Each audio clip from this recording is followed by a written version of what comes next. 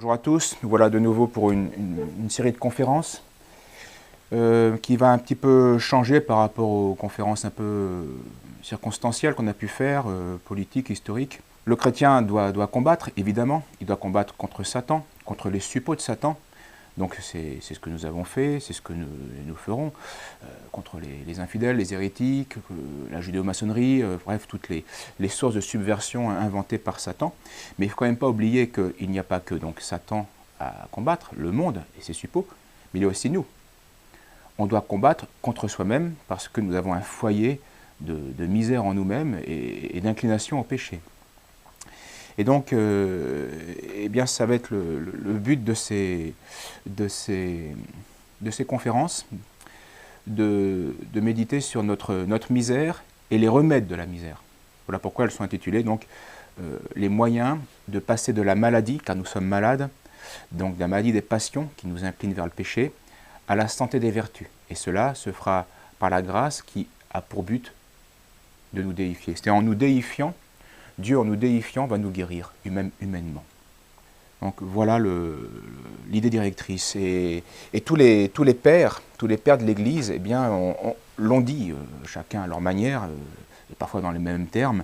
Saint Irénée, Saint Athanase, Saint Grégoire de Nazianze, Saint Basile le Grand, Saint Augustin, Saint Léon, donc aussi bien chez les pères grecs que chez les pères latins, tous le disent, la finalité de l'œuvre du Christ, la finalité du christianisme, c'est la déification de l'homme.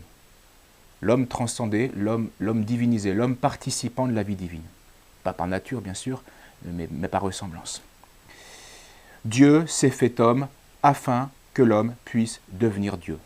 Voilà l'échange, le commerce, le contrat entre Dieu et les hommes et l'humanité. Dieu s'est fait homme pour venir prendre les hommes et les aider à se faire Dieu.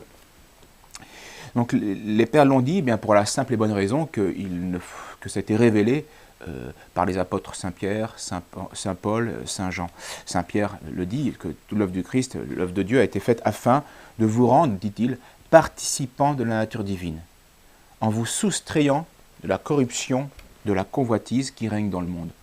Donc, soustrayant, voyez, on va être soustrait à la masse damnée et à la masse corrompue du monde, et c'est en nous divinisant que nous allons guérir de cette corruption humaine dans le monde. Alors ce salut, ce rachat, passe donc par une préservation, par une guérison et par une protection. Et si le Christ est sauveur et donc médecin, il est sauveur et médecin, il est médecin parce que sauveur, eh bien c'est que l'humanité était bien perdue. Sauveur, nous étions perdus, il est médecin parce que nous étions malades. Et nos maladies spirituelles eh bien, sont peut-être moins apparentes, encore que les effets sont apparents.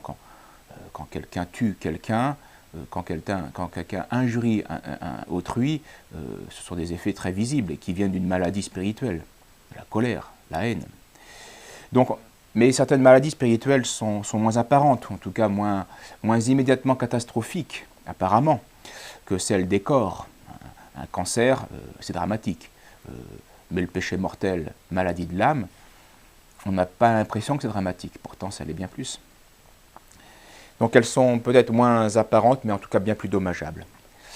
Alors ces dérèglements que nous connaissons tous, nous sommes tous malades, nous avons tous non seulement à combattre, je vous l'ai dit, contre Satan et contre le monde et ses suppôts et les ennemis de Dieu, mais on doit aussi, et on ne doit pas oublier, de combattre contre soi-même.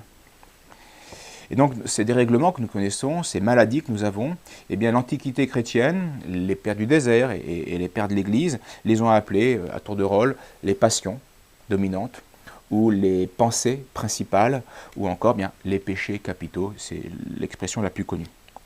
Ils les ont analysés et ils ont aussi donné à la suite eh bien, du divin médecin, de l'œuvre du Christ, eh bien, les exercices, c'est-à-dire le remède, l'ascèse, c'est-à-dire le combat qu'on a amené contre nous-mêmes, c'est ça que ça veut dire ascèse, c'est-à-dire le traitement, les exercices à faire, la lutte, le combat qu'on doit mener pour nous libérer des passions mauvaises et ainsi suivre le Christ.